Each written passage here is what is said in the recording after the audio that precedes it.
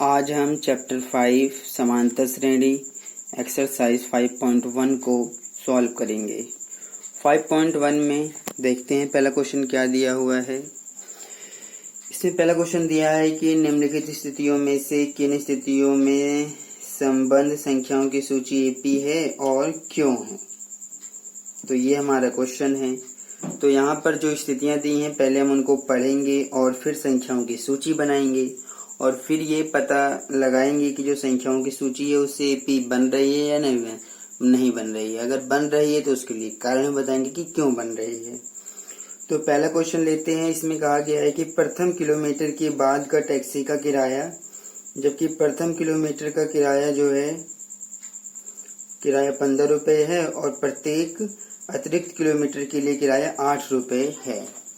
तो देखते हैं इसमें जब इसको हल करेंगे तो इस प्रकार से लिखेंगे कि पहले कॉमा दूसरे तीसरे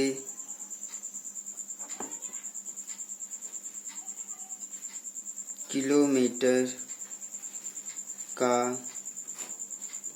किराया। तो आप देख सकते हैं पहले किलोमीटर का किराया उसने बताया है 15 रुपये और फिर उसके बाद जितनी भी दूरी तय की जाएगी, जैसे 2 किलोमीटर 3 किलोमीटर 4 किलोमीटर, तो उसके लिए जो किराया है वो 8 रुपये प्रति किलोमीटर लगेगा। लेकिन पहले किलोमीटर के लिए कितना लगेगा 15 रुपये। फिर उसके बाद के लिए 8 उसके अंदर जुड़ जाएगा।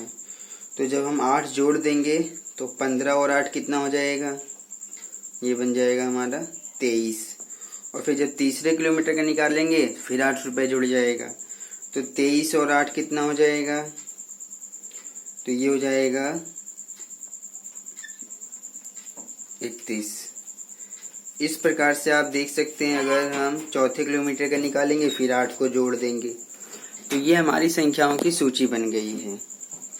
तो प्रथम किलोमीटर के लिए 15 रुपये लिया है, फिर उसके बाद दूसरे किलोमीटर निकालेंगे तो 8 जोड़ देंगे, फिर तीसरे किलोमीटर के लिए फिर 8 को जोड़ दिया जाएगा। इस प्रकार से ये निकलेगा। तो अगर हम इसको ध्यान से देखें तो ये जो संख्याओं की सूची है ये एक एपी है, क्योंकि हर अगली संख्या के लिए हम 8 जोड़ रहे हैं। तो यहाँ पर आप लिख सकते हैं कि यह है संख्याओं की सूची एक एपी है, क्योंकि यहाँ सार्वंतर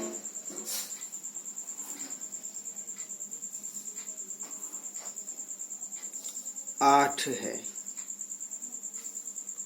आप इस प्रकार से लिख सकते हैं, सार्वंतर यहाँ पर 8 है और जो सार्वंतर है वो बराबर है। बस इतना बहुत है। अब हम यहाँ पर दूसरा लेते हैं, दूसरा पॉइंट। दूसरे पॉइंट में आप देखेंगे इसमें कहा गया है किसी बेलन में उपस्थित हवा की मात्रा, जबकि वायु निकालने वाला पंप प्रत्येक बार बेलन की शेष हवा का 1/4 भाग बाहर निकाल देता है। तो ये क्वेश्चन थोड़ा सा अलग टाइप का है। इसको हम इस प्रकार से सॉल्व करेंगे। हमें पता नहीं उस बेलन के अंदर कितनी हवा की मात्रा है, तो उसको x मान लेंगे। तो जब इसको हल किया जाएगा तो हम लिखेंगे माना बेलन में उपस्थित हवा की मात्रा, तो x इकाई मान लेते हैं। x इकाई उसके अंदर हवा की मात्रा है। तो जब हम शेष हवा निकालेंगे, शेष हवा निकालते हैं तो शेष हवा बराबर, तो जितनी उसके अंदर हवा है उसका 1/4 भाग बाहर निकाल दिया जाता है। तो 1/4 को हम लिखेंगे x/4। 1/4 को यहाँ पर आप 1 भी लिख सकते हैं, तब भी ये 1/4 ही है, लेकिन हम इसको लिख रहे हैं x/4। ये इसको करने का तरीका है। तो जब इसके नीचे कुछ नहीं, आप एलसीएम लेंगे तो एलसीएम यहाँ पर 4 आएगा, और इस प्रकार से 4 को 1 से भाग करेंगे 4 की गुणा x में कर देंगे 4x आ जाएगा, माइनस 4 को 4 से भाग करेंगे 1 की गुणा 1 में कर देंगे तो 1x आ जाएगा, ये आ जाएगा, यानी कि 4x में से 1 घटा देंगे 3x/4 आ जाएगा। तो शेष हवा तो हमारी आ गई 3x/4। तो शेष हवा का 1/4 भाग बाहर निकालना है। तो शेष हवा कितनी है? 3x/4 है। तो अब यहाँ पर जब हम निकालेंगे, इसको आगे सॉल्व करेंगे तो इस प्रकार से किया जाएगा। अब ये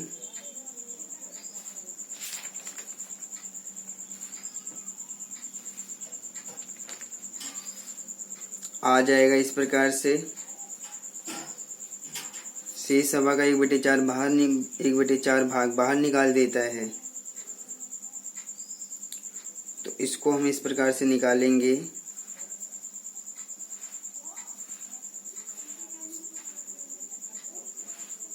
तीन x/4।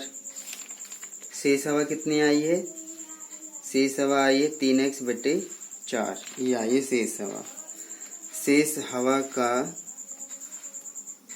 1/4 भाग यहाँ पर इसको बाहर निकाल दिया जाएगा। तो जब शेष हवा का 1/4 भाग बाहर निकाल देंगे तो इसको गुणा कर दिया जाएगा कितने से? 3x/4 से। तो ये हमारा कितना बन जाएगा? ये बन जाएगा 3x/4 माइनस 3x गुणा 1 में कर देंगे तो ये आ जाएगा 3x/4 चौक 16। तो जब आप यहाँ पर एलसीएम लेंगे 16 और 4 का तो 16 आएगा। अब अगर हम इस 16 को इस 4 से भाग कर दें तो कितना आ जाएगा? 4 आ जाएगा। 4 की गुणा इसमें कर देते हैं तो 4 3 12x आ जाएगा, माइनस 16 को 16 से भाग करेंगे कि गुणा 3x में कर देंगे तो 3x आ जाएगा। 12x में से 3x घटा देंगे तो 9x/16 आ जाएगा। तो इस प्रकार से ये थोड़ा सा क्वेश्चन अलग टाइप का है। आप इसको जब देखेंगे तो ये आपको थोड़ा थोड़ा समझ में आएगा। तो ये हमारा आ गया है। तो क्वेश्चन में थोड़ा सा आपको समझना है कि किसी बेलन में उपस्थित हवा की मात्रा क्या माना गया है? उसको x माना गया है, आप देख सकते हैं। अब यहाँ पर जबकि वायु निकालने वाला जो पंप है प्रत्येक बार यानी कि हर बार शेष हवा का 1/4 भाग बाहर निकाल देता है। तो जब शेष हवा निकालेंगे तो x में से 1/4, जिसको हमने x/4 लेके माइनस किया है, तो हमारा शेष हवा निकला है 3x/4। अब ये जो शेष हवा निकला है उस शेष हवा का, ये हमारी 3x/4 शेष हवा है। अब इस शेष हवा का यहाँ पर 1/4 बाहर निकाल देंगे और उसके बाद जो है ये जो शेष हवा है उससे गुणा कर दिया जाएगा। और जब इसको हल करेंगे तो यहाँ पर जब इसको इसकी गुणा की गई तो ये आया और ये घट गया है तो ये 9x/16 आया है। तो यहाँ पर जो संख्याओं की सूची अगर आप देखेंगे, संख्याओं की सूची अगर इसको बनाया जाए तो यहाँ पर पहले उसके अंदर उपस्थित हवा कितनी है? x है। फिर शेष हवा निकाली गई उसके अंदर 3x/4। उसके बाद फिर जो आया वो आया 9x/16, ये हमारा आया हुआ है। तो यहाँ पर 3 पद हमारे सामने हैं, 1 2 3। अब यहाँ पर ये संख्याओं की सूची एपी है या नहीं, इसको पता लगाने के लिए हम यहाँ पर सारवांतर निकालेंगे। तो पहले हम इन दोनों का निकाल के देखते हैं। तो यहाँ पर जब हम d निकालेंगे तो d बराबर निकालते हैं a2 माइनस a1। आप देखेंगे ये हमारा a1 है, ये a2 है, ये a3 है, ये आपको दिमाग में रखना है। तो जब हम d निकालेंगे तो a2 माइनस a1 करेंगे, यानी कि 3x/4 में से हम x को माइनस करेंगे। तो कितना आ गया हमारा देखते हैं घटा के। तो 4 को 4 से भाग करेंगे, 1 की उलट 3x में करेंगे 3x माइनस 4 को यहाँ पर भाग करेंगे तो 4 आएगा, 4 की उलट x में कर देंगे 4x। तो इसको जब घटा देंगे तो माइनस का x बटे में 4 आ गया। तो ये हमारा d आया है। अब हम a3 और a2 से निकाल के देखते हैं कि क्या बनता है। तो जब हम दोबारा d निकालेंगे सार्वांतर किससे, a3 माइनस a2 से, तो a3 यहाँ पर तीसरा पद यानी कि क्या है 9x बटे में 16 है, दूसरा पद है यहाँ पर 3x बटे में 4। जब इसको हम हल करेंगे तो 16 यहाँ पर आएगा 9x माइनस, क्योंकि 16 को 16 से भाग करेंगे 1 की उलट 9x में कर देंगे तो 9x आएगा माइनस। अब हम 16 को 4 से भाग करेंगे तो 4 चौक 16, ऊपर गुणा कर देंगे 3x यानी कि 12x आ जाएगा।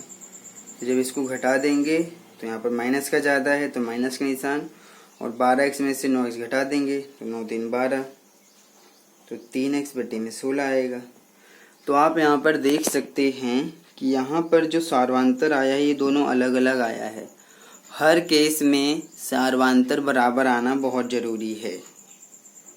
जैसे कि यहाँ पर आप देखेंगे तो यहाँ सार्वांतर समान था, क्योंकि यहाँ सार्वांतर 8 है, यह सार्वांतर समान है, आप ऐसे भी लिख सकते थे। तो यहाँ पर आप देखेंगे किन्हीं भी दो संख्याओं का जो अंतर आएगा वो 8 आएगा, तो इसलिए यहाँ पर तो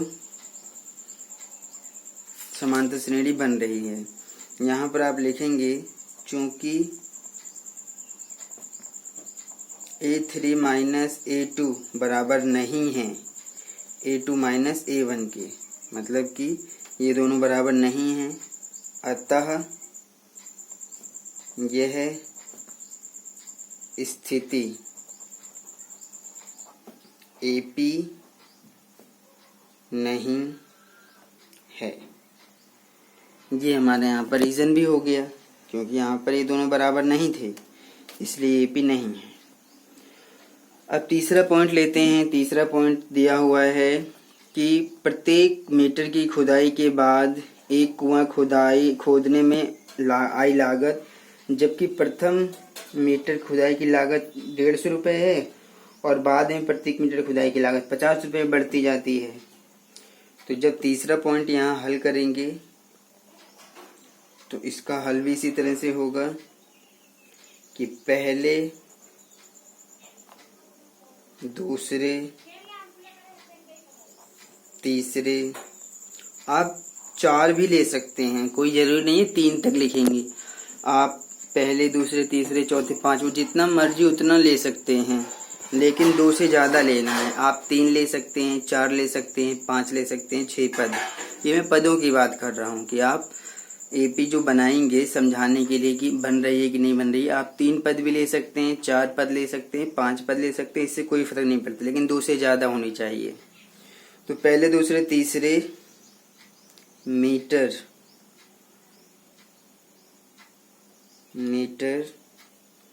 की लागत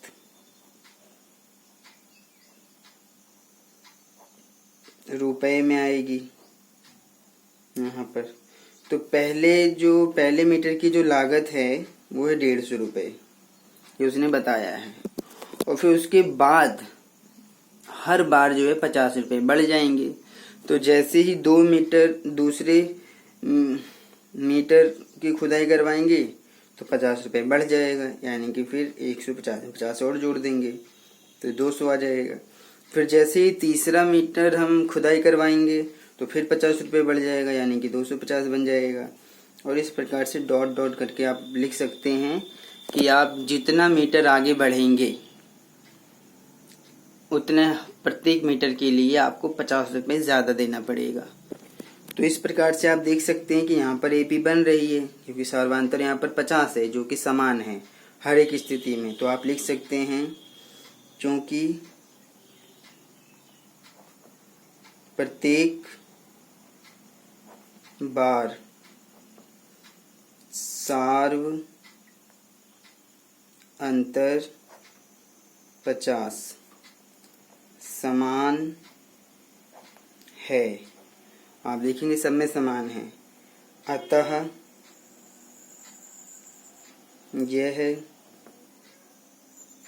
स्थिति एक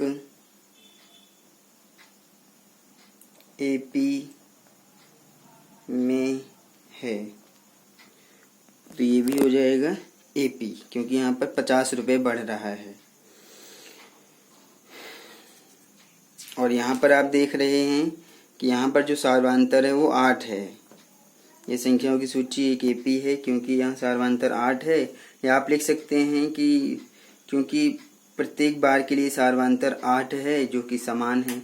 आप इस तरह से भी लिख सकते हैं जैसे अभी लिखा गया है, आप इस तरह से भी लिख सकते हैं यहाँ पर, इससे कोई फर्क नहीं पड़ता। या आप अगर ये भी लिख देंगे तब भी ये आपका सही है क्योंकि इन दोनों का मतलब एक ही है।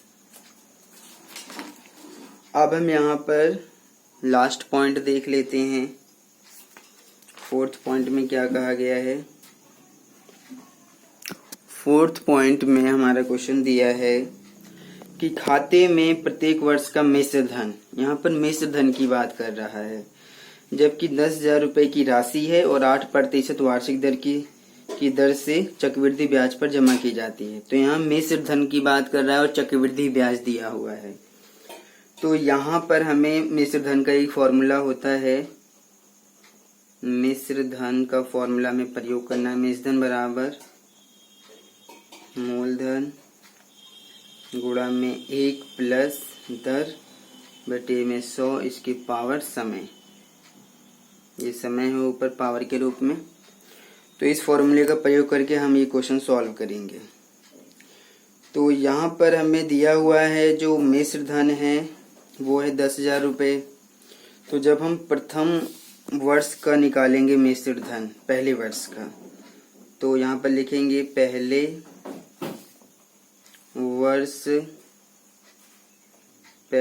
वर्ष का मिश्र धन।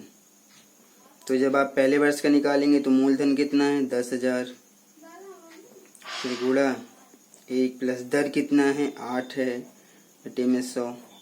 समय पहले वर्ष का निकालेंगे तो 1 आएगा, तो यह आ गया 10,000 गुणा में, इसको काट देते हैं, 4 से काट देते हैं या 4 से, 4 दूनी 8, 25 चौक 100। तो यह आ जाएगा 1 प्लस 2 बटे में 25 और 1 का मतलब तो कुछ नहीं रहेगा ऊपर।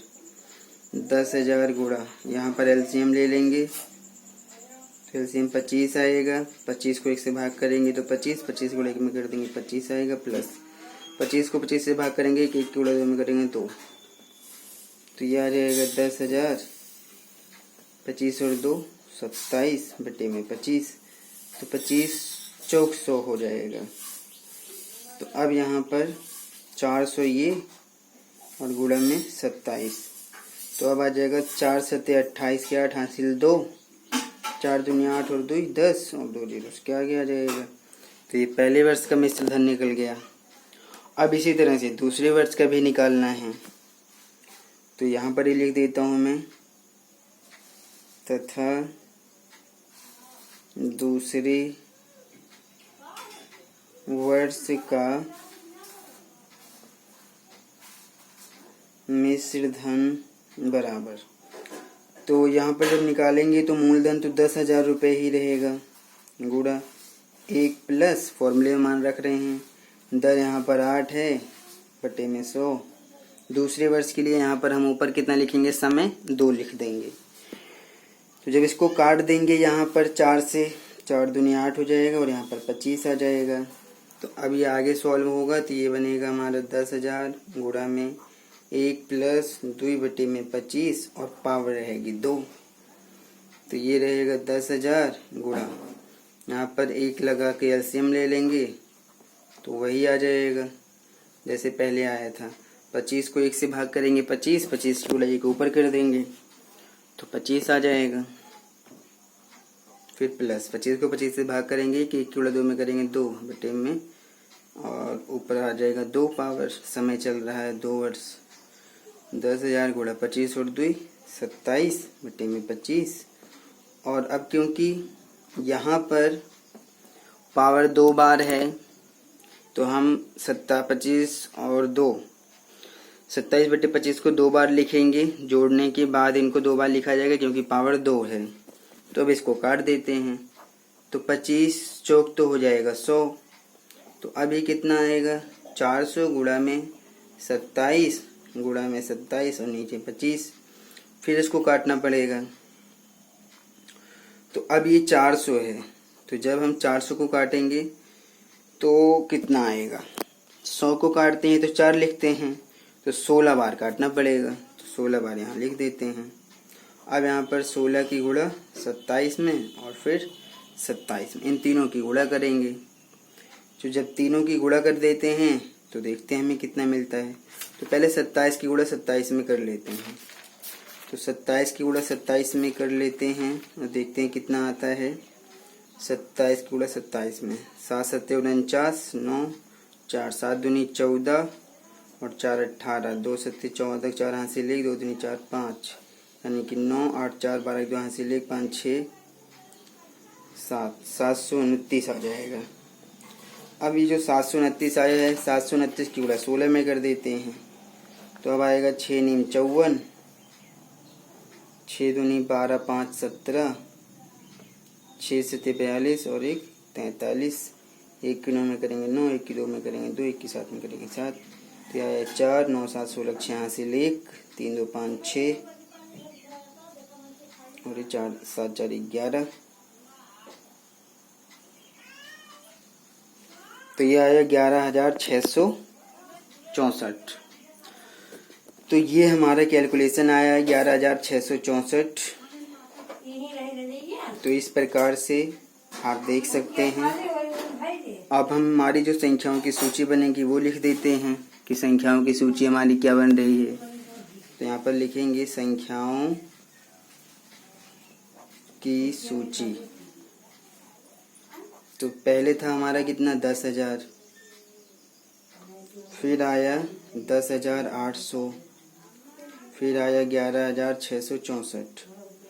तो अगर आप यहाँ पर माइनस करके देखेंगे तो आपको A2 माइनस A1 मिलेगा कितना 10,800 में से आप माइनस करेंगे 10,000 तो आपको कितना मिल जाएगा। यहाँ पर 800 मिल जाएगा।